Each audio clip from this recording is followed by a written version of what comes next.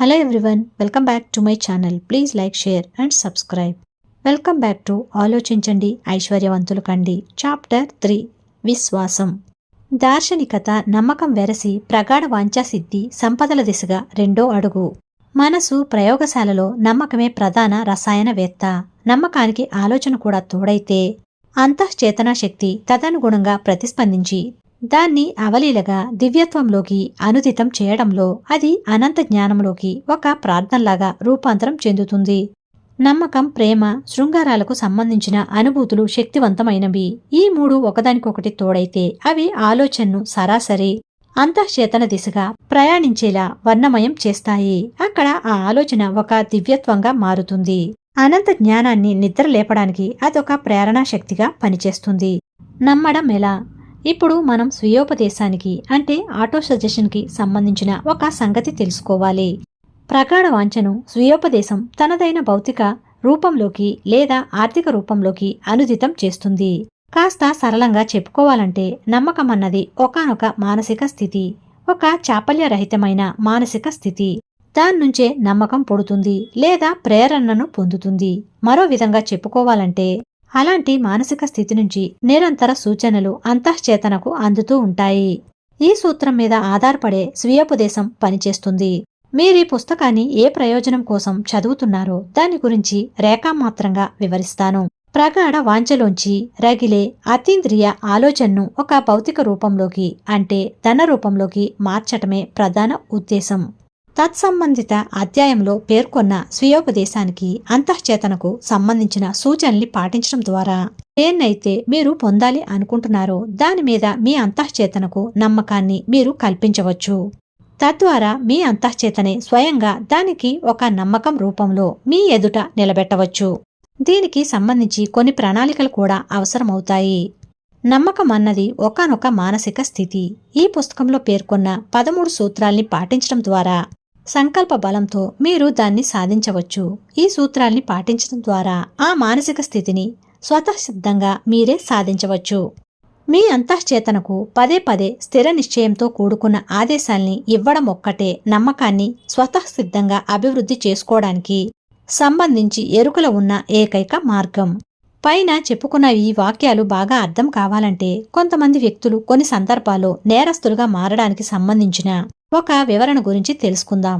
ఒకానొక ప్రఖ్యాత నేరశాస్త్ర పరిశోధకుని అభిప్రాయం ప్రకారం వ్యక్తులు మొదటిసారిగా నేరానికి పాల్పడినప్పుడు వాళ్ళు దాని పట్ల వైమనస్యాన్ని కలిగి ఉంటారు. నేరంతో కొంతకాలం సహచర్యం నెరసిన తరువాత వాళ్ళు దానికి అలవాటు పడతారు. దాన్ని ఆనందించడం ప్రారంభిస్తారు.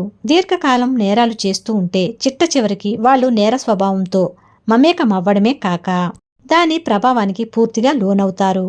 పదే పదే అలవాటు చేయడం ద్వారా ఒక్క నేర స్వభావాన్నే కాదు, ప్రగాఢ వాంఛకు సంబంధించిన బలమైన ఆలోచనలన్నిటినీ అంతఃచేతన నుంచి ఆమోదాన్ని పొందవచ్చు. అంతఃచేతన ప్రభావంతో తదనుగుణంగా నడుచుకోవచ్చు. దీని ద్వారా ఏం జరుగుతుందంటే ఆలోచన ఆచరణ రూపాన్ని పొందుతుంది. ఒక భౌతిక ప్రయోజనాన్ని సాధించే దిశగా అది పురోగమిస్తుంది. ఆలోచనలన్నీ అనుభూతులుగా మారినప్పుడు వాటికి నమ్మకం తోడైతే అవి వెంటనే భౌతిక రూపంలోకి మారుతాయి అనే మాటలు దీన్ని బట్టి నిజమని అర్థం చేసుకోవచ్చు. అనుభూతులు ఆలోచనలో ఒక భాగం. ఆలోచనలకు సజీవ శక్తికి కార్యాచరణను చైతన్యాన్ని అందించేవి అనుభూతులే. నమ్మకం, ప్రేమ, శృంగారాలకు సంబంధించిన అనుభూతులన్నీ మిళితమైనప్పుడు ఆలోచన పూర్తిగా బలోపేతం అవుతుంది. దీనితో పోలిస్తే అవి వేటికవే విడివిడిగా సాధించేది మాత్రం కొంత తక్కువేనని చెప్పాలి. కేవలం నమ్మకంతో కూడిన ఆలోచనలు మాత్రమే అంతఃచేతనపై ప్రభావాన్ని చూపలేవు. వాటికి సానుకూల లేదా ప్రతికూల అనుభూతులు కూడా తోడైనప్పుడు అవి అంతఃచేతనపై చూపే ప్రభావం మరింత ఎక్కువగా ఉంటుంది. ఎవరు నష్టజాతకులు కారు. ఇంతవరకు మనం చెప్పుకున్న దాన్ని బట్టి ఒకానొక ప్రతికూల విధ్వంసకర ఆలోచనల తాలూకు ఒత్తిడి చేత అంతఃచేతనపై ఎంతగా ప్రభావితమవుతుందో అంతగా సానుకూల ఆలోచనల వల్ల కూడా ప్రభావితం అవుతుంది. కానీ ప్రపంచంలో కోట్లాది మంది తాము దురదృష్టాన్ని అనుభవించామని చెప్పడమే విషాదం. అనేకానేక మంది తాము పేదరికానికి, వైఫల్యానికి అంకితమైపోయామని, తాము నష్టజాతకులమని భావిస్తూ ఉంటారు. ఎందుకంటే తాము నియంత్రించలేని ఏదో విచిత్ర శక్తి లోబడిపోయామని వారు నమ్ముతూ ఉంటారు. వారి దురదృష్టానికి వారే సృష్టికర్తలుగా ఉంటారు. అంతఃచేతనకు నిర్దేశించేది కేవలం మీ విశ్వాసం, నమ్మకం మాత్రమే. స్వీయోపదేశం ద్వారా ఆదేశాల్ని అందించినప్పుడు మీ అంతఃచేతనను మోసగించడానికి ఉపకరించేది ఏదీ మీకు అసాధ్యం కాదు. నా కుమారుడి అంతఃచేతనను నేను మోసగించాను కూడా. మోసాన్ని మరింత వాస్తవంగా మార్చుకోవడం కోసం కోరుకున్న భౌతిక ప్రయోజనాన్ని దక్కించుకునేటట్లు మీ అంతఃచేతనను నమ్మించుకోండి చాలు. నమ్మకం లేదా విశ్వాసం రూపంలో మీరేదైనా ఆదేశాన్ని ప్రత్యక్షంగా, వాస్తవికంగా వీలయ్యే మాధ్యమం ద్వారా మీ అంతఃచేతనకు అందించండి. దాన్ని మీ అంతఃచేతన తప్పనిసరిగా ఒక భౌతిక రూపంలోకి మారుస్తుంది. మీ మనోరథం నెరవేరుతుంది. నమ్మకానికి ఆలోచనను జతపరిచేందుకు కావలసిన సామర్థ్యాన్ని ఎలా పెంపొందించుకోవాలి అనే విషయం మీద చాలినంత సమాచారాన్ని మనం ఇప్పుడు పొందినట్టే కదా. ఈ ప్రక్రియలో నిష్ణాతులు అవ్వడం అన్నది మన ప్రయత్నం మీదే ఆధారపడి ఉంటుంది. కేవలం సూత్రాల్ని, ఆదేశాల్ని చదవటం వల్ల మాత్రమే దాన్ని సాధించలేము. మీ మనసును కేవలం సానుకూల ఆలోచనలతో నింపటం చాలా ప్రధానమైన విషయం. అదే సమయంలో విధ్వంసకర, ప్రతికూల ఆలోచనల్ని మనసు నుంచి కుకిటి వేళ్లతో సహా పెకిలించి వేయడం కూడా అత్యంత ఆవశ్యకం. మనసు సానుకూల ఆలోచనలతో ప్రభావితమైతే అది నమ్మకం అనే పవిత్రమైన మానసిక స్థితికి కేంద్రమవుతుంది. దానివల్ల మనసు సంకల్ప బలంతో అంతఃచేతనను ప్రభావితం చేస్తుంది. అంతఃచేతన ఇచ్చే ఆదేశాల్ని చురుగ్గా పాటిస్తుంది. నమ్మకానికి పట్టుకొమ్మ స్వీయోపదేశం. అనాది కాలం నుంచి మతవాదులు మానవాళికి దీనిలో దానిలో, ఇంకా మాట్లాడితే ఛందసవాదంలో, మత సూక్తుల్లో విశ్వాసాన్ని కలిగి ఉండాలని నూరుపోస్తూనే ఉన్నారు. కాని ఎలా విశ్వసించాలన్న దాన్ని చెప్పడంలో మాత్రం వాళ్ళు విఫలులయ్యారు. నమ్మకమన్నది స్వీయోపదేశం ద్వారా ప్రభావితమయ్యే ఒకానొక మానసిక స్థితి అని వాళ్ళు చెప్పలేకపోయారు. ఒక సామాన్య మానవునికి అర్థమయ్యే పరిభాషలో అంతవరకు అస్తిత్వంలో లేని ఒక విషయానికి సంబంధించిన నమ్మకం వేళ్లూనుకునేలా తత్సంబంధిత సూత్రాన్ని మనం చక్కగా వర్ణించవచ్చు. నిన్ను నువ్వు విశ్వసించు, అనంతాన్ని నమ్ము. మనం అసలు విషయాన్ని మొదలు పెట్టే ముందు మళ్ళీ ఒక సంగతిని జ్ఞాపకం చేసుకుందాం. నమ్మకం అన్నది ఒక శాశ్వత సంజీవిని. అది ఆలోచనకు జీవశక్తిని ప్రసాదించి చోదక శక్తిగా పనిచేస్తుంది. ఇప్పుడు చెప్పబోయే మాటని రెండోసారి, మూడోసారి, నాలుగోసారి బిగ్గరగా చదవండి. సర్వ సంపదలకు మూలం నమ్మకం. అన్ని అద్భుతాలకు, అన్ని మార్మిక మూలాలకు ఆధారం నమ్మకం. దాన్ని సైన్సు వల్లించే సూత్రాలతో విశ్లేషించడం సాధ్యం కాదు. వైఫల్యానికి ఏకైక విరుగుడు నమ్మకమే. నమ్మకం అన్నది ఒక రసాయనం. అది ప్రార్థనతో కలిస్తే బ్రహ్మజ్ఞానాన్ని అందించే ప్రత్యక్ష మాధ్యమం. ఒక వ్యక్తి మనసులో ఉద్భవించిన సాధారణ ఆలోచన తాలూకు ప్రకంపనల్ని నమ్మకం ఆధ్యాత్మిక ప్రయోజనంగా మారుస్తుంది. విశ్వాంతరాలకు సంబంధించిన ఖగోళ శక్తినంతా ఒక చోటకి చేర్చి మనిషికి అందుబాటులోకి తెచ్చే ఒకానొక గొప్ప వ్యవస్థే నమ్మకం. స్వీయోపదేశ ఇంద్రజాలం. స్వీయోపదేశానికి సంబంధించిన సూత్రం రూపంలో మనకు ఒక ఆధారం లభ్యమైంది. ఇది చాలా సాధారణమైనది, సరళంగా వివరించదగినది. స్వీయోపదేశం అనే విషయం మీద మనం దృష్టిని కేంద్రీకరిద్దాం. అదేమిటో తెలుసుకుందాం. దానివల్ల ఏం సాధించవచ్చునన్న దాన్ని తెలుసుకుందాం. అబద్ధమో నిజమో ఏమైనా కాని దాన్ని పదే పదే ఒక వ్యక్తి తనకు తాను చెప్పుకోవడం వలన చివరికి అది నిజమై తీరుతుందన్నది నిర్వివాదాంశం. ఒక వ్యక్తి అబద్ధాన్నే నమ్మితే దాన్నే పదే పదే తన అంతఃచేతనకు అందిస్తే చివరికి ఆ అబద్ధాన్నే సిసలైన సత్యమని అతను నమ్ముతాడు. అది నిజం కావాలని కూడా కాంక్షిస్తాడు. మనసు ఏ తరహా ఆలోచనలతో నింపితే వ్యక్తిత్వం కూడా ఆ తరహాలోనే రూపుదిద్దుకుంటుంది. మనసును ఎలాంటి ఆలోచనలతో నింపుతాడో, ఆ ఆలోచనల పట్ల సానుభూతిని పెంచుకుంటాడో, వాటికి భావావేశాల్ని జోడిస్తాడో, ఆ ఆలోచనలే చివరికి మనిషి ప్రతి కదలికను నిర్దేశిస్తాయి. మనిషి తనతో పాదుకొల్పే ఆలోచనల చెప్పు చేతంలోకి వెళ్ళిపోతాడు. వాటి చేతిలో కీలుబొమ్మ అవుతాడు. సత్యానికి సంబంధించిన ఒక వివరణ గురించి తెలుసుకుందాం. అనుభూతుల తాలూకు భావనలతో కలగలిసిన ఆలోచనలు ఒకానొక అయస్కాంత శక్తిగా మారి అలాంటి సజాతి ఆలోచనలనే పదే పదే ఆకర్షిస్తూ ఉంటాయి. ఒకానొక అనుభూతికి ఆకర్షితమైన ఆలోచనను ఒక విత్తనం అనుకుందాం. దాన్ని సారవంతమైన నేలలో నాటినప్పుడు అది మొలకెత్తి పెరిగి శాఖోపశాఖలుగా విస్తరించి ఫలాల రూపంలో ఇబ్బడి ముబ్బడిగా తన జాతి విత్తనాల్నే ఉత్పత్తి చేస్తుంది. మనసు ఎలాంటి ఆలోచనలకు అనుకూలంగా ఉంటుందో అలాంటి ప్రకంపనలకే మానవ హృదయం ప్రతిస్పందిస్తుంది. మనసులో అదివరకే ఉన్న ఏదైనా ఆలోచన, భావన, ప్రణాళిక లేదా ప్రయోజనం దాన్ని చుట్టాలనే ఇంటికి ఆహ్వానిస్తుంది. అంటే మనలో ఎలాంటి ఆలోచన ధోరణి గూడు కట్టుకొని ఉంటుందో అందుకు అనుగుణమైన ఆలోచనలే మనల్ని చుట్టుముడుతూ ఉంటాయి. అవే మన మీద పెత్తనం చెలాయిస్తాయి, మనల్ని, మన కదలికల్ని నియంత్రిస్తాయి. ఇప్పుడు మళ్ళీ మొదటికి వద్దాం. ఒక భావన లేదా ప్రణాళిక లేదా ప్రయోజనం తాలూకు ఆలోచననే విత్తనాలు మన మనసులో ఎలా పాతుకుపోతాయో తెలుసుకుందాం. ఆలోచనల్ని పదే పదే పునరుక్తం చేయడం ద్వారా ఒక భావన, ప్రణాళిక లేదా ప్రయోజనానికి సంబంధించిన సమాచారం మన మనసుకు చేరుతుంది. ఈ కారణం చేతనే మీరు కోరుకున్న ప్రయోజనానికి లేదా లక్ష్యానికి లిఖిత రూపం ఇచ్చి దాన్ని బిగ్గరగా చదవాలని నేను మీకు ఇదివరకు సూచించాను. అలా బిగ్గరగా చదవటం వలన మౌఖిక పదాలు మీ మనసులో ముద్రపడిపోతాయి. ప్రతిరోజు ఇలా చేయడం వలన తత్సంబంధిత మానసిక ప్రకంపనలు మీ అంతఃచేతనకు అందుతాయి. దురదృష్టకరమైన విషయాలేమైనా ఉంటే వాటిని మీ జీవితం నుంచి తొలగించేందుకు ఖచ్చితమైన నిర్ణయం తీసుకోండి. మీ మనసులో నిక్షిప్తమైన మంచి చెడుల గురించి మీరే విశ్లేషించుకుంటే మీకొక విషయం బోధపడుతుంది. అదేమిటంటే మీలో తగినంత ఆత్మవిశ్వాసం లేదన్న విషయాన్ని తెలుసుకోవడం. స్వీయోపదేశం సహాయంతో ఈ లోపాన్ని మీరు అధిగమించవచ్చు. పిరికితనాన్ని ధైర్యంగా మార్చుకోవచ్చు. సానుకూల ఆలోచనలకు లిఖిత రూపం ఇవ్వడం, వాటిని పదే పదే జ్ఞాపకం తెచ్చుకోవటం, పునరుక్తం చేయడం ద్వారా స్వీయోపదేశ సూత్రం మీకు ఎంతగానో ఉపకరిస్తుంది. ఆ ఆలోచనలు మీ అంతఃచేతనలో భాగమయ్యేలా ఈ సూత్రం మీకు సహాయపడుతుంది. ఆత్మవిశ్వాస సూత్రం. మొదటిది, జీవితంలో ప్రధాన లక్ష్యంగా నేను దేన్నైతే ఎంచుకున్నానో దాన్ని సాధించి తీరుతానని నాకు తెలుసు. అందుకే నేను పట్టుదలతో వ్యవహరిస్తాను, నిరంతరాయంగా శ్రమిస్తాను. అలాంటి కార్యాచరణకు నన్ను నేను పునరంకితం చేసుకుంటాను. రెండోది, నా మనసులో ఎలాంటి ఆలోచనలు నిండి ఉన్నాయో వాటికి అనుగుణమైన భౌతిక చర్యలు, ప్రతిఫలమే నాకు ఎదురవుతుందని తెలుసు. అందుకే నేను ఎలాంటి వ్యక్తిగా రూపాంతరం చెందాలనుకుంటున్నానన్న దానిపై ప్రతిరోజు 30 నిమిషాల పాటు నా దృష్టిని కేంద్రీకరిస్తాను. దానికి సంబంధించి నా మనసులో ఒక స్పష్టమైన చిత్తరువును చిత్రించుకుంటాను. మూడోది, స్వీయోపదేశం సూత్రం ద్వారా నాలోని ప్రగాఢ వాంఛ నా మనసునంతా ఆక్రమించి దాన్ని సాధించే తరుణానికి క్రమంగా ఒకానొక వాస్తవిక మాధ్యమాన్ని కోరుకుంటుందని నాకు తెలుసు. అందుకే రోజు 10 నిమిషాల పాటు నా నుంచి నేను ఆత్మవిశ్వాసాన్ని వాంఛిస్తూ గడుపుతాను. నాలుగోది, జీవితంలో నా ప్రధాన లక్ష్యానికి సంబంధించిన ఒక స్పష్టమైన నిర్వచనాన్ని నేను రాసి పెట్టుకుంటాను. దాన్ని సాధించే దిశగా నా ప్రయత్నాల్ని ఎప్పటికీ ఆపను.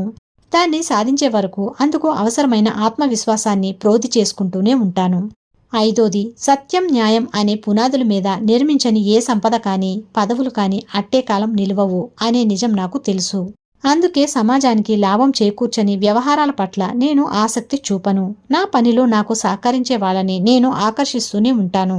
ఇతరులు నా కోసం పనిచేసేలా వాళ్ళని ప్రభావితం చేస్తాను. ఎందుకంటే నేను ఇతరుల కోసం పనిచేయాలన్నదే నా ఆశయం.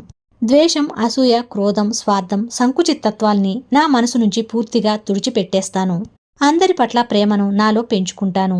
ఇతరుల పట్ల ప్రతికూల వైఖరి నా విజయ సాధనలో ఒక అడ్డంకిగా మారుతుందని నాకు తెలుసు. ఇతరులు నన్ను నమ్మేలా నడుచుకుంటాను. ఎందుకంటే ఇతరుల పట్ల నా పట్ల నాకు విశ్వాసం ఉంది. ఈ సూత్రం కింద నేను సంతకం చేస్తాను. దాన్ని జ్ఞప్తిలో ఉంచుకుంటాను. రోజుకు ఒకసారైనా బిగ్గరగా దాన్ని చదువుతాను. దాన్ని పూర్తిగా నమ్ముతాను. అది క్రమంగా నా ఆలోచనల్ని, నా పనితీరును ప్రభావితం చేసి నన్ను స్వాలంబన దిశగా నడిపిస్తుంది. అది నన్నొక విజేతగా నిలబెడుతుంది. ఈ సూత్రం వెనుక ఒక ప్రకృతి ధర్మం దాగి ఉంది. దాన్ని ఇంతవరకు ఎవ్వరూ ఖచ్చితంగా వివరించలేదు. ఎవరు దానికి నామకరణం చేయలేదు. అంతమాత్రం చేత దాని ప్రాధాన్యత తగ్గిపోదు. ముఖ్యమైన నిజం ఏమిటంటే అది మానవాళి సౌభాగ్యాన్ని, విజయాన్ని కాంక్షించి పనిచేస్తుంది. దాన్ని నిర్మాణాత్మకంగా ఉపయోగించుకుంటే అది చేసే మేలు అనంతం. కానీ దాన్ని వివాదాస్పద ప్రయోజనాలకు వాడుకుంటే అది సృష్టించే విలయం కూడా అంతే తీవ్ర స్థాయిలో ఉంటుంది. ఈ వివరణలో ఒక ముఖ్యమైన సత్యం దాగి ఉంది. ఓటమి దిశగా నడిచి పేదరికం, బాధలు, నిరాశలో మునిగిపోయే వాళ్లంతా స్వీయోపదేశానికి సంబంధించిన సూత్రాల్ని ప్రతికూలంగా వాడుకుంటున్నందువల్లే చిక్కుల్లో పడుతూ ఉంటారు. ఆలోచనలకు ఒక లక్షణం ఉంది. అవి భౌతిక రూపం తీసుకోవడంలో తమ స్వీయ లక్షణాన్ని ప్రతిబింబిస్తాయి. పేదరికానికి, బాధలకి, నిరాశకి అదే కారణం. ప్రతికూల ఆలోచన ధోరణి వల్ల ప్రమాదం. నిర్మాణాత్మక, విధ్వంసకర ఆలోచనల మధ్య తేడాల్ని మానవ మస్తిష్కానికి చెందిన అంతఃచేతనం గుర్తించలేదు. ఆలోచనల ద్వారా మనం దానికి దేన్ని అందిస్తే దాన్ని అందుకుని తదనుగుణంగా మాత్రమే మన అంతఃచేతన పనిచేస్తుంది. భయానికి సంబంధించిన ఆలోచనల్ని అందించినప్పుడు అంతఃచేతన దానికి అనుగుణమైన భౌతిక ఫలితాల్ని ఇస్తుంది. అదే సమయంలో ధైర్యం, నమ్మకానికి సంబంధించిన ఆలోచనల్ని అందించినప్పుడు ఫలితం కూడా సానుకూలంగానే ఉంటుంది. విద్యుత్ శక్తిని నిర్మాణాత్మకంగా ఉపయోగిస్తే అది కర్మాగారాల్లో యంత్రాల చేత పనిచేయించి ఉపయుక్తకరమైన సేవల్ని అందిస్తుంది. కానీ దాన్నే మరో విధంగా వాడితే ప్రాణాలు తీస్తుంది. స్వీయోపదేశానికి సంబంధించిన సూత్రం కూడా ఇలాగే పనిచేస్తుంది. సానుకూల ఆలోచనల్ని సాగిస్తే అది మనల్ని శాంతిలోకి, అభివృద్ధిలోకి నడిపిస్తుంది. ప్రతికూల ఆలోచనలు సాగిస్తే బాధలు, వైఫల్యం, మరణమనే లోయల్లోకి అది మనల్ని నెట్టివేస్తుంది. మీ మనసును మీరు భయంతోనూ, సందేహంతోనూ, అపనమ్మకంతోనూ నింపితే అనంత జ్ఞానం తాలూకు శక్తిని వినియోగించుకోవడంలో స్వీయోపదేశ సూత్రం అపనమ్మకాన్ని గ్రహించి మీ అంతఃచేతనకు ప్రతికూల సంకేతాల్ని ఇస్తుంది. తద్వారా భౌతిక ప్రతిఫలం కూడా ప్రతికూలంగానే ఉంటుంది. గాలి ఒక నౌకను తూర్పు వైపునకు, మరో నౌకను పశ్చిమ దిశకు మళ్లించినట్లే స్వీయోపదేశ సూత్రం కూడా మిమ్మల్ని పైకి లేపనూ వచ్చు, లేదా అగాధాల్లోకి తోసేయనూ వచ్చు. ఆలోచనల తెడ్డు వేయడం ఎంత తెలివిగా ఉంటే మీ నావ ప్రయాణం అంత సుఖంగా ఉంటుంది. ఏ వ్యక్తినైనా విజయ శిఖరాలకు చేర్చగల స్వీయోపదేశ సూత్రమే మీ ఊహాశక్తిని త్రొట్టుపాటుతో ఇబ్బంది పెట్టవచ్చు. ఇది మీకు కింది కవితలో స్పష్టంగా కనిపిస్తుంది. దెబ్బతిన్నట్టుగా మిమ్మల్ని మీరు ఊహించుకుంటే మీరు దెబ్బతినక తప్పదు. మిమ్మల్ని మీరు పిరికివాళ్లుగా భావిస్తే మీరు పిరికివాళ్లే. విజయం సాధించాలని ఉన్నా సాధించలేమని అనుకుంటే ఖచ్చితంగా సాధించలేం. నష్టపోతామని మీరు భావిస్తే మీరు నష్టపోతారు. ప్రపంచంలో విజయం అన్నది వ్యక్తి సంకల్పంలోనే మనకు కనిపిస్తుంది. అదంతా ఒక మానసిక స్థితే. మీరు వెలికి గురైనట్లు భావిస్తే వెలివేతకు గురైనట్టే. ఎదిగేందుకు ఆలోచించండి. ఏ బహుమతి గెలవకముందే మీరు దాన్ని గెలిచేసినట్లు నమ్మండి. జీవన పోరాటాలు కేవలం శక్తివంతులకు, చురుకైన వాళ్లకు మాత్రమే ఉద్దేశించింది కాదు. త్వరితంగానో ఆలస్యంగానో సాధించి తీరుతానని నమ్మిన వ్యక్తికే విజయం తప్పక వర్తిస్తుంది. ఈ కవితలో ప్రత్యేకంగా పేర్కొన్న పదాల్ని గమనించండి. కవి మనోభావం మీకు సులభంగానే అవగతమవుతుంది. మీలో నిద్రాణంగా ఉన్న మేధావి. మీలో ఎక్కడో విజయమనే విత్తనం నిద్రాణంగా ఉంది. దాన్ని నిద్రలేపి కార్యాచరణకు పూనుకుంటే అది మిమ్మల్ని మీరు ఊహించినంత ఉన్నత శిఖరాగ్రాలకు చేరుస్తుంది. ఒక వైనికుడు వేణతంత్రుణ్ణి మీటినట్లు మీలో నిద్రాణంగా ఉన్న మేధావిని మేల్కొల్పండి. కోరుకున్న ఉచ్చస్థితికి మిమ్మల్ని చేర్చే అవకాశం అతనికి కల్పించండి. 40 ఏళ్ల వయసు వచ్చే వరకు అబ్రహం లింకన్ ప్రతి విషయంలోనూ విఫలమయ్యాడు. ఆయనకు నిద్రాణంగా ఉన్న మేధస్సు మేల్కొని ఈ ప్రపంచానికి ఒక మహనీయుణ్ణి ప్రసాదించేలా జీవితం ఒక గొప్ప మలుపు తిరిగేంత వరకు ఆయనొక అనామకుడు. ఆ మేల్కొలుపు ప్రేమ, విచారాల కలయికగా ఎదురైంది. ఎన్ రూట్లెజ్ను లింకన్ ప్రాణాధికంగా ప్రేమించారు. ఆమె కారణంగానే ఆయన జీవితం మలుపు తిరిగింది. విశ్వాసం అనే మానసిక స్థితికి ప్రేమకు దగ్గర సంబంధం ఉన్న విషయం విదితమే. ప్రేమ వల్ల కలిగే ఆలోచనలు వ్యక్తి ఆలోచన సరళిని మార్చివేసి అతని ఆధ్యాత్మిక ఉన్నతిగా బహిర్గతమవుతాయి. ఈ పుస్తక రచయిత తన పరిశోధనలో భాగంగా వందలాది విజేతల జీవితాన్ని, వారి విజయాల్ని అధ్యయనం చేశాడు. ఈ అధ్యయనంలో తెలిసిందేమిటంటే విజేతలందరి జీవితంలో ఒక స్త్రీ ప్రేమ ప్రభావితం చేసింది అన్న విషయం. నమ్మకం ఎంత గొప్పదో తెలుసుకోవాలనుకుంటే విజేతలైన స్త్రీ పురుషుల విజయాల్ని అధ్యయనం చేయండి. ఈ దారిలో పయనించిన వారి జాబితాలో మొట్టమొదటిగా చెప్పుకోవలసిన పేరు నజరీన్. క్రైస్తవ విశ్వాసం ఒక గొప్ప శక్తి. క్రీస్తు మహాశయుని బోధనల సారాంశాన్ని అద్భుతాలుగా చెప్పుకుంటారు. నిజానికి అవి అద్భుతాలు కావు, కేవలం విశ్వాస ఫలితాలే. అసలు అద్భుతం అనేది ఏదైనా ఉంది అంటే అది నమ్మకం అనే పేరుతో పిలుచుకునే మానసిక స్థితి. దాని ద్వారా మాత్రమే సాధ్యమవుతుంది. మానవ నాగరికతలోనే పేరెన్నికగన్న వ్యక్తి మహాత్మా గాంధీ గురించి తెలుసుకుంటే నమ్మకం ఎంత శక్తివంతమైనదో అవగతమవుతుంది. నమ్మకంతో సాధించలేనిది ఏదీ లేదని నిరూపించిన వ్యక్తి గాంధీ. ఆ కాలంలో నమ్మకాన్ని ఇంతగా నమ్మిన వ్యక్తి మనకు మరొకరు కనిపించరు. విజయాన్ని సాధించడానికి ఇంతకాలం చరిత్రలో అవసరమైన ధనం, సైనిక పాటవం, యుద్ధ నౌకలు, క్షిపణులు వంటి ఆయుధ సంపత్తి ఏదీ గాంధీ దగ్గర లేదు. ఆయనొక సామాన్యుడు. సొంత ఇల్లు లేదు, ఖరీదైన సూట్లు లేవు, డబ్బు లేదు. అయినా ఆయన తన నమ్మకాన్ని 200 మిలియన్ల మంది ప్రజల్లోకి చొప్పించగలిగాడు. ఇంతటి శక్తి ఆయనకు ఎలా వచ్చింది? నమ్మకానికి సంబంధించిన సూత్రాల్ని పూర్తిగా అవగాహన చేసుకోవటం వల్లనే గాంధీ అంతటి శక్తిని సాధించగలిగాడు. కోట్లాది ప్రజల మనసుల్ని మంత్రముగ్ధం చేయగలిగారు. కోట్లాది మంది ప్రజల్ని ఒకే త్రాటిపైకి తెచ్చిన ఘనత గాంధీది. ఆయన ఒక సమిష్టి అభిమతాన్ని ప్రోధి చేశారు. నమ్మకం కాకుండా మరేదైనా శక్తి భూమి మీద ఇంతటి అద్భుతాన్ని ఆవిష్కరించగలదా? అదృష్టాన్ని పండించే ఐడియా, వాణిజ్యం, పారిశ్రామిక రంగంలో నమ్మకం, సహకారాల ఆవశ్యకత ఎంతైనా ఉంటుంది. ఈ నేపథ్యంలో మనం ఒక సంఘటన గురించి మాట్లాడుకోవాలి. వాణిజ్యవేత్తలు, పారిశ్రామికవేత్తలు ఇబ్బడి ముబ్బడిగా డబ్బును సంపాదించడాన్ని మనం చూస్తాం. దానికంటే ముందు వాళ్ళేం సమర్పించుకున్నారో తెలుసుకోవడానికి ఈ సంఘటనను విశ్లేషించడం అవసరం. ఈ సంఘటన 1900కి పూర్వం జరిగింది. అమెరికాలో ప్రసిద్ధమైన యునైటెడ్ స్టేట్స్ స్టీల్ కార్పొరేషన్కు ఈ సంఘటన ద్వారానే అంకురార్పణ జరిగింది. దీని గురించి చదివే ముందు భావనల్ని సంపదలుగా మార్చే కొన్ని మౌలిక విషయాల్ని దృష్టిలో ఉంచుకోవాలి. సిరి సంపదల గురించి ఆసక్తి ఉన్న వాళ్లలో మీరు ఒకరైతే యునైటెడ్ స్టేట్స్ స్టీల్ కార్పొరేషన్ ఆవిర్భావానికి సంబంధించిన ఈ ఉదంతం మీకు ఎంతగానో ఉపకరిస్తుంది. మనుషులు ఆలోచించడం వల్ల ఐశ్వర్యవంతులవుతారన్న విషయంపై మీకేమైనా సందేహాలు ఉంటే ఈ ఉదంతం వాటిని పటాపంచలు చేస్తుంది. యునైటెడ్ స్టేట్స్ స్టీల్ కార్పొరేషన్ ఆవిర్భావం వెనుక ఈ పుస్తకంలో పేర్కొన్న సూత్రాలు కూడా ప్రధాన భూమిక పోషించాయి. న్యూయార్క్ వరల్డ్ టెలిగ్రామ్లో జాన్ లోవెల్ ఈ సంఘటనకు సంబంధించిన గొప్ప వివరణను ప్రచురించారు. ఆయన అనుమతితో దీనిని ఇక్కడ ఇస్తున్నాను. $1 బిలియన్ పండించిన చిన్నపాటి విందు 5th అవెన్యూలోని యూనివర్సిటీ క్లబ్కు చెందిన సమావేశ మందిరంలో 12 డిసెంబర్ 1900 నాటి సాయంత్రం దేశంలోని ఆర్థిక ప్రముఖుల్లో రమారమి 80 మంది సమావేశమయ్యారు. వారంతా పాశ్చాత్య ప్రపంచానికి చెందని ఒక యువకుణ్ణి సన్మానించే ఉద్దేశంతోనే అక్కడికి చేరుకున్నారు. నిజానికి అమెరికా పారిశ్రామిక రంగ చరిత్రలోనే ఒకానొక ప్రధాన ఘట్టం తమ కళ్ల ముందు ఆవిష్కృతమవుతుందని అక్కడున్న చాలామందికి అప్పటికి తెలియదు. పిట్స్బర్గ్ను ఇటీవల సందర్శించినప్పుడు తమను ఎంతగానో సాదరంగా ఆహ్వానించిన చార్లెస్ ఎం స్వాప్ సహృదయతను జే ఎడ్వర్డ్ సిమ్మన్స్, చార్లెస్ స్టీవర్ట్ స్మిత్లు ఇంకా మర్చిపోలేదు. ఆ 38 ఏళ్ల ఉక్కు మనిషిని వాళ్ళిద్దరూ తూర్పు దేశాల బ్యాంకింగ్ రంగానికి పరిచయం చేయడానికే ఈ ఏర్పాట్లు చేశారు. కానీ ఆ సమావేశం ఒక విసిగించే కార్యక్రమంగా ఉండకూడదని నిర్ణయించారు వారిద్దరూ. అందుకే ముందుగానే వాళ్లు తమ అతిథిని హెచ్చరించారు కూడా. న్యూయార్క్ నగరానికి చెందిన Stillman, Harriman, Vanderbilts వంటి వాణిజ్య అతిరథ మహారాజులు తలబొప్పి కట్టించే ప్రసంగాలకు దూరంగా ఉంటారని, కాబట్టి అతిథి తన ప్రసంగాన్ని క్లుప్తంగా ముగిస్తే బావుంటుందని వాళ్లు సూచించారు. ఏదో మర్యాదపూర్వకంగా 15-20 నిమిషాల పాటు ప్రసంగిస్తే చాలన్నది వారి ఉద్దేశం. ష్వాబ్కు కుడివైపు కూర్చున్న జాన్ పియర్ పోంట్ మోర్గన్ కూడా విందులో క్లుప్తంగానే మాట్లాడారు. ఇక పత్రికలు ప్రజలకు సంబంధించినంతవరకు ఇదేమీ పెద్దగా ప్రాధాన్యం ఉన్న అంశం కాదు. మరునాటి వార్తల్లో కూడా ఈ సమావేశం గురించి క్లుప్తంగానే పేర్కొంటారంటే పత్రికల దృష్టిలో ఇదెంత అపప్రధానమో అర్థమవుతుంది.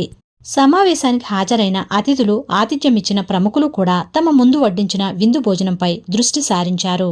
వారి మధ్య పెద్దగా సంభాషణలేవీ జరగలేదు. ఆ సంభాషణల సారాంశం కూడా బయటి ప్రపంచానికి తెలియరాలేదు. ష్వాబ్ను కొద్దిమంది బ్యాంకర్లు, బ్రోకర్లు కలిశారు. వారందరూ బ్యాంకింగ్ రంగంలో వర్తమాన ప్రముఖులే. వారికి స్వాబ్ గురించి పెద్దగా తెలియదు. కానీ ఆ సాయంత్రం కరిగిపోయేలోగా ఆర్థిక మాంత్రికుడు మోర్గాన్ సహా వాళ్లంతా కలిసి యునైటెడ్ స్టేట్స్ స్టీల్ కార్పొరేషన్ ఆవిర్భావానికి నాంది పలికారు. చారిత్రక దృష్టితో చూస్తే ఈ సమావేశ వివరాలు అంతగా చరిత్రలో నమోదు కాకపోవటం దురదృష్టకరమే. విందులో చార్లెస్ స్వాబ్ ప్రసంగ పాఠం కూడా అలభ్యం కావటం నిజంగా విషాదమే. అయితే గీతే ఆ ప్రసంగం ఏదో సన్నిహితుల మధ్య జరిగే ప్రైవేటు వ్యవహారం లాంటిదేమో. స్వాబ్ ప్రసంగంలో వ్యాకరణ దోషాలు కూడా దొర్లి ఉంటాయి. ఎందుకంటే ఆయన వ్యాకరణానికి పెద్దగా ప్రాధాన్యం ఇవ్వరు. చమత్కారంతో కూడిన నానుడులు, చెలోక్తులతో ఆ ప్రసంగం సాగి ఉంటుంది. కానీ $5 బిలియన్ మూలధనాన్ని సమకూర్చేందుకు ప్రేరణను ఇచ్చాయి ఆయన మాటలు. ప్రసంగం ముగిసింది. సభాస్థలి మొత్తం ఆ మాటలు ఇంద్రజాలం నుంచి ఇంకా తేరుకోనే లేదు. నిజానికి తనకు కేటాయించిన సమయానికన్నా స్వాబ్ ఎక్కువసేపు, అంటే 90 నిమిషాల పాటు స్వాబ్ ప్రసంగించారు.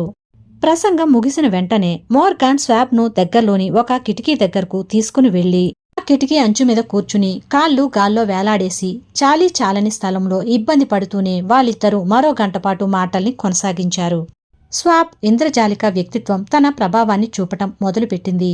ఉక్కును సంపదగా మార్చే దిశగా ఒక స్పష్టమైన పూర్తిస్థాయి ప్రణాళికను ఆయన ఆ వాణిజ్య ప్రముఖుల ముందు ఉంచారు. ఇది చాలా ప్రధానమైన విషయం. చూయింగం, చక్కెర, బిస్కెట్లు, లోహపు తీగలు, రబ్బరు, విస్కీ, నూనె తదితరాల్లో ఏదో ఒకదాన్ని ఉక్కుకు జతపరుస్తూ చాలామంది అనేక వాణిజ్య ప్రతిపాదనల్ని మోర్గాన్ ముందు పెట్టారు. జాన్ డబ్ల్యూ గేట్ అనే ప్రముఖుడు కూడా ఈ పోటీలో ఉన్నారు. కానీ మోర్గాన్ అతనిని విశ్వసించలేదు. మూర్ సోదరులు బిల్, జిమ్లు, షికాగోకి చెందిన స్టాక్ వ్యాపారవేత్తలు కూడా అగ్గిపెట్టెల ట్రస్ట్, క్రాకర్ల కార్పొరేషన్ అంటూ ఏవేవో కబుర్లు చెప్పారు. కానీ వాళ్ల ప్రయత్నాలేవీ ఫలించలేదు. ఆల్బర్ట్ హెచ్ గారీ అనే ప్రసిద్ధ న్యాయవాది కూడా అలాంటి ప్రతిపాదనల్ని బలపరిచేందుకు ప్రయత్నించాడు.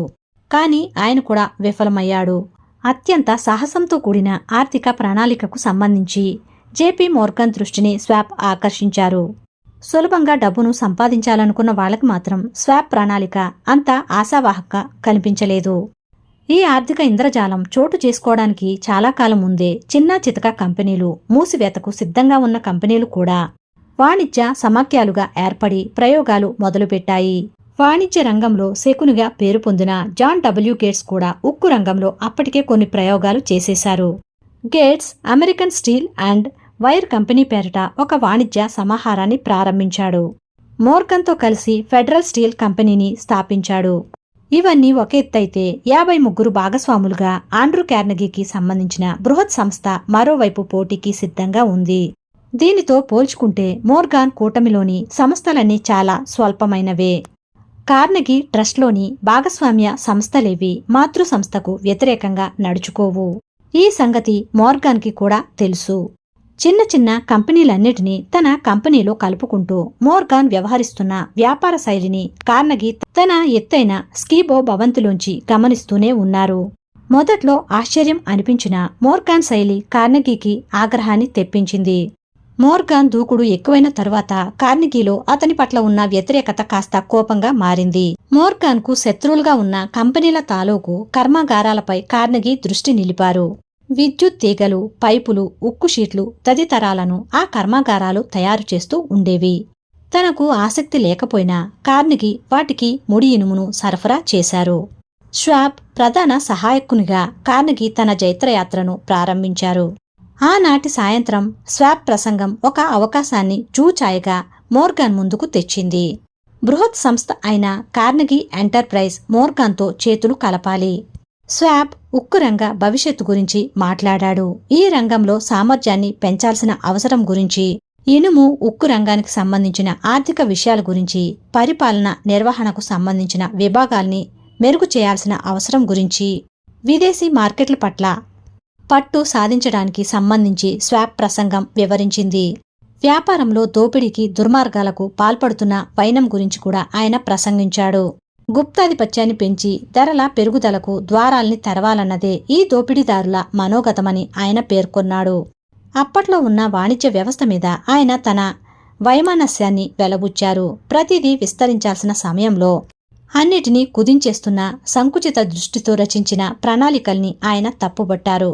ఉక్కు ధరను తగ్గించడం ద్వారా మార్కెట్ అవకాశాల్ని విస్తృతం చేసుకోవచ్చునని, ఉక్కుతో మరిన్ని ప్రయోజనాల్ని పొందవచ్చునని, కొత్త ఉత్పాదనని ప్రవేశపెట్టవచ్చునని, ప్రపంచ మార్కెట్పై పట్టు సాధించవచ్చునని ఆయన వాదించారు. తనకు తెలియకుండానే స్వాప్ అధునాతన యుగపు ఉత్పత్తి రంగానికి మార్గనిర్దేశం చేశాడు. యూనివర్సిటీ క్లబ్లలో జరిగిన సమావేశం ఆ విధంగా ముగిసింది. స్వాప్ ప్రతిపాదనల గురించి ఆలోచిస్తూ మోర్గాన్ ఇంటికి వెళ్లిపోయారు. ఆండ్రా కార్నెగీ తరపున ఉక్కు వ్యాపారాన్ని కొనసాగించేందుకు స్వాప్ కూడా స్వస్థలానికి వెనుదిరిగి వెళ్లిపోయారు. మిగిలిన వాణిజ్య ప్రముఖులు కూడా సమావేశంలో చర్చించిన విషయాల గురించి ఆలోచిస్తూ స్వస్థలాలకు చేరుకున్నారు. స్వాప్ ఏం చెప్పాడో అర్థం చేసుకోవడానికి మోర్గాన్కి వారం రోజులు కంటే ఎక్కువ పట్టలేదు. ఎలాంటి ఆర్థిక నష్టం ఉండబోదని భావించిన తరువాత ఆయన స్వాప్ను ఆహ్వానించాడు. స్వాప్ బాగా సిగ్గరి. తాను వాల్స్ట్రీట్ అధినేతతో చట్టాపట్టాలు వేసుకుని తిరగడాన్ని తన కంపెనీ అధ్యక్షుడైన కార్నెగీ ఇష్టపడడని స్వాప్ హెచ్చరించాడు. ఎందుకంటే వాల్స్ట్రీట్ వ్యవహారాల పట్ల కార్నెగీ పెద్దగా సదభిప్రాయం లేదు. స్వాప్కి మోర్గాన్ మధ్య జాన్ డబ్ల్యూ గేట్స్ మధ్యవర్తిగా మారాడు. ఫిలడెల్ఫియాలోని బెల్లవ్యూ హోటల్లో స్వాప్, మోర్గాన్లు యథాపాలంగా కలుసుకునేలా అతను ఏర్పాటు చేశాడు. వారి కలయిక అనుకోకుండా జరిగినట్టు ఉండాలే తప్ప ముందస్తు పథకం ప్రకారం కలుసుకున్నట్లుగా ఉండకూడదు.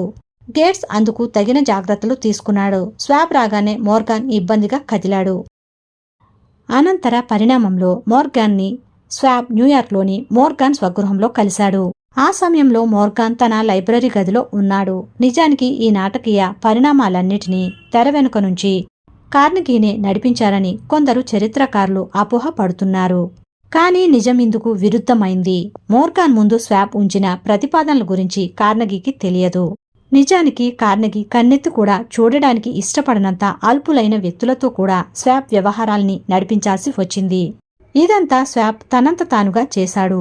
ఆయన తన మనసులోని మాటని ఒక లేఖ రూపంలో వివరించాడు. కొత్తగా ఆవిర్భవించనున్న బృహత్ సంస్థలో పాలు పంచుకునే ప్రతి ఉక్కు ఉత్పాదక సంస్థకు స్వాప్ ప్రాధాన్యమిచ్చాడు. స్వాప్ ప్రణాళికను ఆ రాత్రంతా నలుగురు తీవ్రంగా విశ్లేషించారు. అధినేత మోర్గాన్తో పాటు ఆయన భాగస్వామి Robert Bacon, John W Gates, చివరిగా స్వాప్ ఆ నూతన ప్రణాళికను అణువణువు కాచి వడపోశారు. వీరిలో స్వాప్కి మాత్రం మార్కెట్లో ఉక్కు సృష్టించబోయే ప్రభంజనం గురించి పూర్తిస్థాయి అవగాహన ఉంది. ఈ సమావేశంలో ఎవ్వరూ స్వాప్ ప్రణాళికను తప్పుపట్టలేదు. తాను చెప్పిన వాళ్లకే సంస్థలో భాగస్వామ్యం ఇవ్వాలని కూడా స్వాప్ పట్టుబట్టాడు. కొత్తగా ఆవిష్కృతం కానున్న ఈ వాణిజ్య సమాఖ్యను స్వాప్ నా భూతో నా భవిష్యత్గా సృష్టించాలని సంకల్పించాడు. తెల్లవారింది. స్వాప్ వెన్ను విరుచుకుంటూ లేచి నిలబడ్డాడు. ఇప్పుడిక కేవలం ఒక్క ప్రశ్న మాత్రమే మిగులు ఉంది. ఆండ్రూ కార్నెగీని మన దారికి రప్పించుకోవడం సాధ్యమని మీరు భావిస్తున్నారా? అడిగాడు మోర్గాన్. నేను ప్రయత్నించి చూస్తాను అని జవాబిచ్చాడు స్వాప్. ఏదైతే అదే అవని, కానీ కార్నెగీ అమ్మకానికి సిద్ధపడతారా? ఎంత డిమాండ్ చేస్తారు? దాదాపు 320 కోట్లు డాలర్లని కార్నెగీ అడిగి తీరుతారని స్వాప్ ఊహించాడు. ఆయన ప్రతిఫలాన్ని ఏ రూపంలో ఆశిస్తారు? సాధారణ లేక ప్రత్యేక స్టాక్ రూపంలోనా, లేదా బాండ్స్ రూపంలోనా, లేదా నగదు రూపంలోనా? బిలియన్లో 3వ వంతు నగదును ఇప్పటికిప్పుడు సృష్టించటం ఎప్పుడూ ఎవరి వల్ల సాధ్యం కాదు. వెస్ట్ చెస్టర్లో జనవరి నెలలో ఒకనాడు సెయింట్ ఆండ్రూస్ లింక్స్లో గోల్ఫ్ క్రీడ జరుగుతుంది. వణికించే చలిని తట్టుకోవడానికి అన్నట్లు ఆండ్రూ 1కి 4 స్వెటర్లని ధరించారు. తోటి ఆటగాడు చార్లీ స్వాప్ ఎప్పటిలా వసపిట్టలా వాగుతూనే ఉన్నాడు. వాళ్ళిద్దరి మధ్య ఎన్ని మాటలు దొర్లినా వాటిలో వాణిజ్యానికి సంబంధించిన ప్రస్తావన మచ్చుకు ఒక్కటి కూడా లేదు. చివరికి వాళ్ళు దాపున ఉన్న కార్నెగీ విరామం మందిరానికి చేరుకున్నారు. యూనివర్సిటీ క్లబ్లో ఎంత ఆత్మవిశ్వాసంతో అయితే స్వాప్ ఉక్కుకు సంబంధించిన బృహత్ సంస్థ తాలూకు ప్రణాళికను వివరించాడో అంతే ఆత్మవిశ్వాసంతో ఈసారి కార్నెగీ ముందు తన వాణిజ్య ప్రతిపాదనను ఉంచాడు. తీరుబాటుగా అతని మాటల్ని ఆలకించిన కార్నెగీ ఒక కాగితం మీద తాను ఆశిస్తున్న ప్రతిఫలాన్ని అంకెల రూపంలో రాసి స్వాప్కి ఇచ్చాడు. నూతనంగా ఆవిష్కృతం కానున్న బృహత్ సంస్థలో తన సంస్థని కలపడానికి కార్నెగీ ఆశించింది అక్షరాల 400 కోట్ల డాలర్లు. కానీ ప్రతిపాదిత మూల్యంగా 320 కోట్ల డాలర్లకి కార్నెగీ అంగీకరించాడు. మిగిలిన 80 కోట్ల డాలర్లని 2 ఏళ్లలో మూలధనం ద్వారా సంప్రాప్తం కావలసిన మొత్తంగా నిర్ణయించాడు. తరువాత అట్లాంటిక్ మహాసముద్రం మీద ప్రయాణిస్తున్న నౌకలు కార్నెగీ మోర్గాన్లు కలుసుకున్నారు. నాకు మరో 100 కోట్ల డాలర్లు కావాలి అని మోర్గాన్తో కార్నెగీ అన్నారు. మీరడిగితే కాదనేదేముంది? మీరు కోరిన మొత్తం మీకు లభిస్తుంది అని మోర్గాన్ నవ్వుతూ చెప్పాడు. ఈ ఒడంబడిక ఉక్కు రంగాన్ని ఒక ఊపు ఊపేసింది. దేశానికి వాణిజ్య ట్రస్టులు సారథ్యం వహిస్తే మరో 25 ఏళ్లలో వాషింగ్టన్ సామ్రాజ్యం అనూహ్యంగా విస్తరిస్తుంది అని యేల్ అధ్యక్షుడు హార్డ్లీ వ్యాఖ్యానించాడు. స్టాక్ మార్కెట్ మాంత్రికుడు కీన్ ప్రజల నుంచి పెట్టుబడుల్ని ఆశిస్తూ మార్కెట్లోకి కొత్త స్టాక్స్ని విడుదల చేశాడు. ఈ మొత్తం వ్యవహారంలో రమారమి 600 కోట్ల డాలర్లు దక్కాయి. దీంతో కార్నెగీ తన మిలియన్లను దక్కించుకోవడంతో పాటు మోర్గాన్ కూటమికి 62 కోట్ల డాలర్లు లభించాయి. వీరిద్దరితో పాటు గేట్స్ నుంచి గారీ వరకు అందరూ తమ తమ వాటాల్ని పొందారు. 38 ఏళ్ల స్వాప్కు కూడా తాను ఆశించిన ప్రతిఫలం దక్కింది. అతను ఇప్పుడు తాను కొత్తగా నెలకొల్పిన వాణిజ్య సమాఖ్యకు అధ్యక్షుడు. స్వాప్ 1930ల వరకు ఆ పదవిలోనే కొనసాగాడు. ఆలోచనలతో సిరుల వర్షం. ఒక బృహత్ సంస్థ రూపం తీసుకున్న వైనాన్ని మీరింతవరకు చదివారు. ఒక ఉక్కు సంకల్పం మానసిక ఆలోచనగా మొదలై భౌతిక రూపం తీసుకుంటే ఎలాంటి అద్భుతాలు జరుగుతాయో తెలుసుకోవడానికి అంతకన్నా నిదర్శనం ఇంకేం కావాలి? అంతటి బృహత్ సంస్థ ఒక్కగానొక్క మనిషి మెదడులో రూపం తీసుకుంది. ఈ సంస్థ అమలు చేసిన ప్రణాళిక ద్వారా అనేక ఉక్కు కర్మాగారాలు ఆర్థిక స్థిరత్వాన్ని పొందాయి. స్వాప్ నమ్మకం, ఆయన ప్రగాఢ వాంఛ, సృజనాత్మక శక్తి, పట్టుదలలే యునైటెడ్ స్టేట్స్ స్టీల్కు మూలాధారాలు. ఆ సంస్థ చట్టపరంగా ఉనికిలోకి వచ్చిన తర్వాత దానికి అవసరమైన యంత్ర సామాగ్రి, ఇతర స్థిరసర ఆస్తులు విలువ నిజానికి అంచనాల కంటే ఎక్కువగానే పెరిగాయి. జేపీ మోర్గన్ తదితరుల మస్తిష్కాల్లోకి చార్లెస్ ఎం స్వాప్ ప్రవేశపెట్టిన ఆలోచన నమ్మకం వెరసి 600 కోట్ల డాలర్ల లాభంగా రూపొందింది. ఒక్క ఆలోచనకు దక్కిన ప్రతిఫలమిది. సంపదలు ఆలోచన రూపంలో మొదలయ్యాయి. ఆలోచనలకు కార్యరూపాన్నిచ్చిన వ్యక్తి మనసు ప్రతిఫలాన్ని నిర్ణయించింది. నమ్మకం అన్ని పరిమితుల్ని చేయిస్తుంది. ఈ పద్ధతిలో మీరు మీ జీవితం నుంచి దేన్ని కోరుకున్నా ఒక విషయాన్ని జ్ఞాపకం ఉంచుకోండి. మీ విలువను మీరే నిర్ణయించుకోవడం ద్వారా మీ జీవితం నుంచి మీరు కోరుకున్న దాన్నే పొందవచ్చు. నెక్స్ట్ చాప్టర్ నెక్స్ట్ వీడియోలో. Thank you for listening. Please like, share and subscribe.